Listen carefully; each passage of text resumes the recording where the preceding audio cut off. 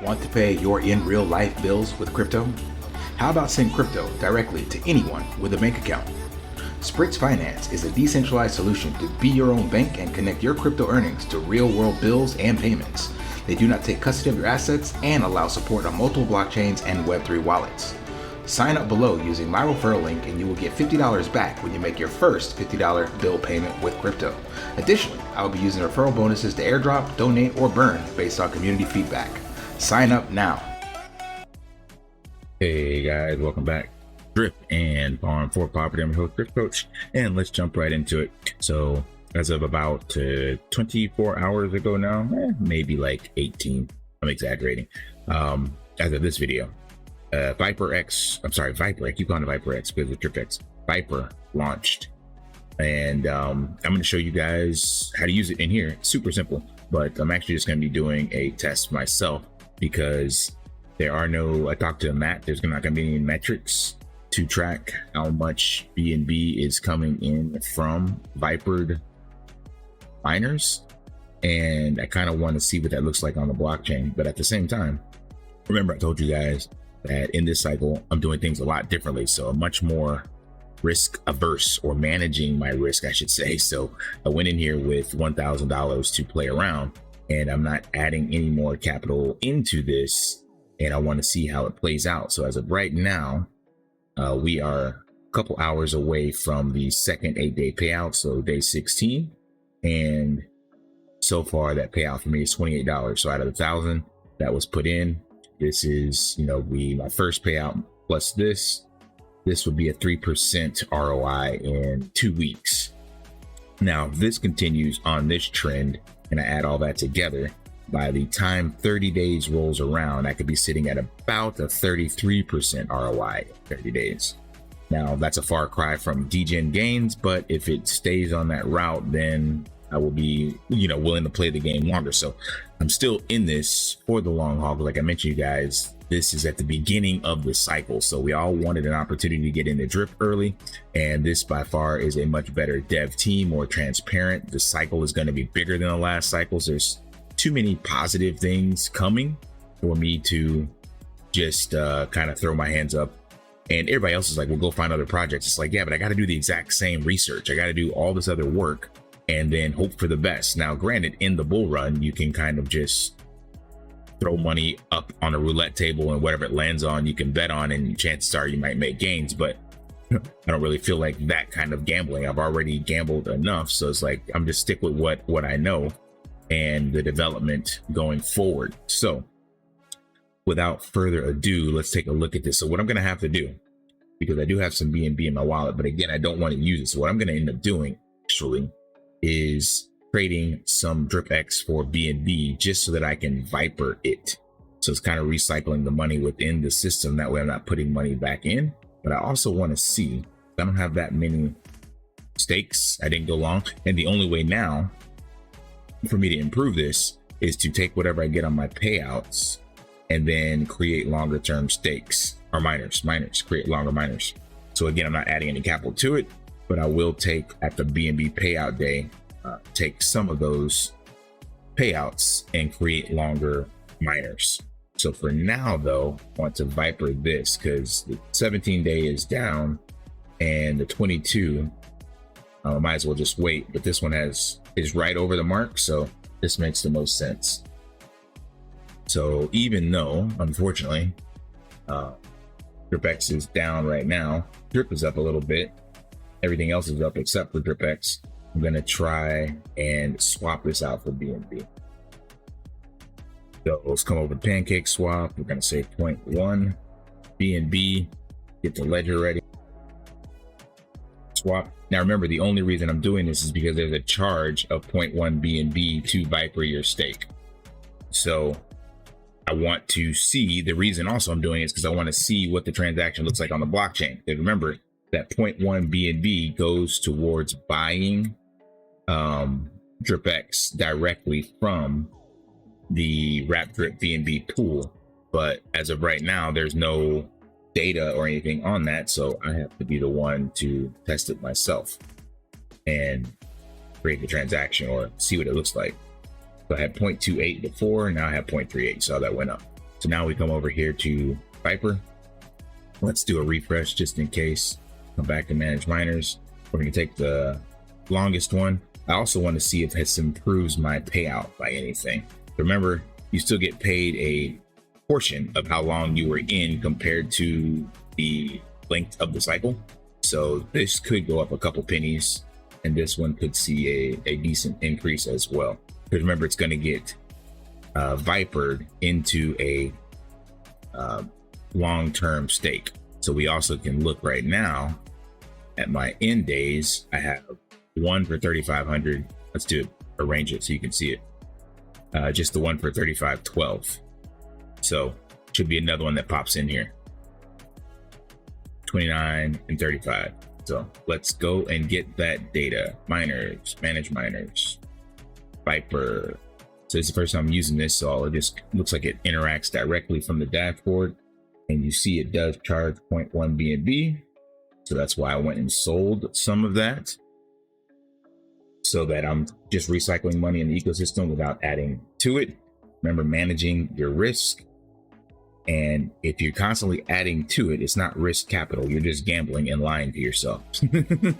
So now it should show up here as these are the ones that are available to be Vypered. So I guess it already moved over.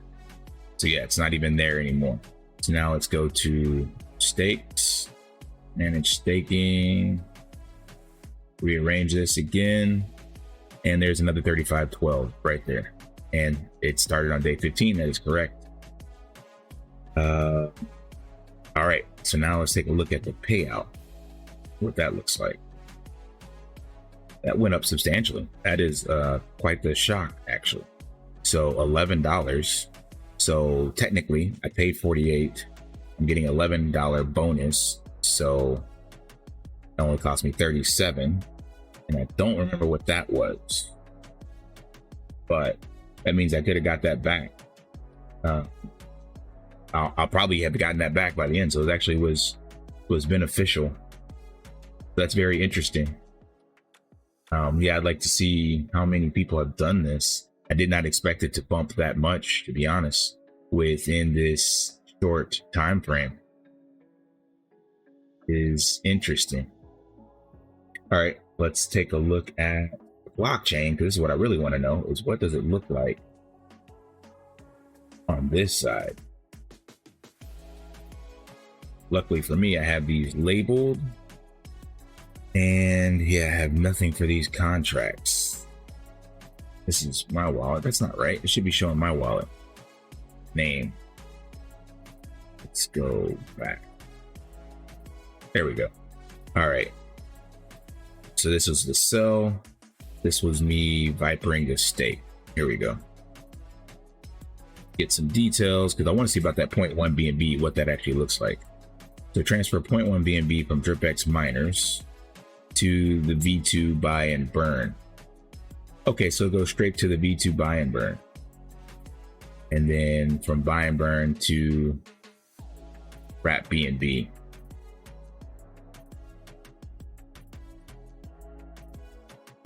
All right, so we see that 0.1 BNB went into the DripX wrap BNB pool, which makes sense because it was BNB, so it went straight into that pool.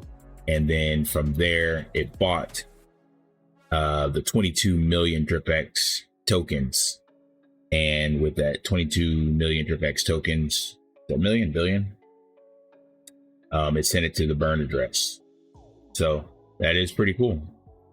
I would love to see maybe someone with Dune or some analytics see how many stakes are Vypered on a daily basis and keep track of that. Right now, as far as I'm aware, there's no Dune analytics for any of this, but this can definitely have a effect. You see that it's beneficial for your stakes, so it can definitely have an effect on the payout cycle and create that game theory where people are locking up those tokens for longer. Because remember, you don't get to pick the duration. It goes automatically to 3,500 days. So this is interesting. Like I said, the jury's still out for me. I like the fact the team's developing. I can see, what's here. I haven't gotten paid anything yet. This is my first payout still sitting here. This will trigger in a couple hours. And like I said, my real evaluation will come at the end of the 30-day mark. Now, as of right now, it does not look like I will even ROI in 30 days, but I'll take, 30%, which isn't bad. Like if you get an ROI in 3 months, that's still not bad. That's 100 days. And that's kind of what we had in Drip, is you had that 1% payout per day. So if it gets to that, like I will count that as a win. It's not, degen gains overnight, but you got to think if you can get that all back in 100 days and then continue to compound and add back into it, then that's a win. Now, the question will be, which I haven't figured out yet, because this is a strategy video probably for another time, but how much of these payouts do you take off the table completely and how much do you put back in? Because if you're not remining, then you're going to be losing the potential towards staking and dividend payouts. So the question will be for me is, do I go in and put in more to compound back in or less? Also, to that note, this also can have a huge impact. So they have removed the V1 buy and burn because they are getting ready to rehypothecate it. Now, I had misunderstood initially. I thought it was just going to be wrap BNB, which is very, very horrible APRs. But he did say on my AMA that they were looking at farming and trying to find the less risky farms.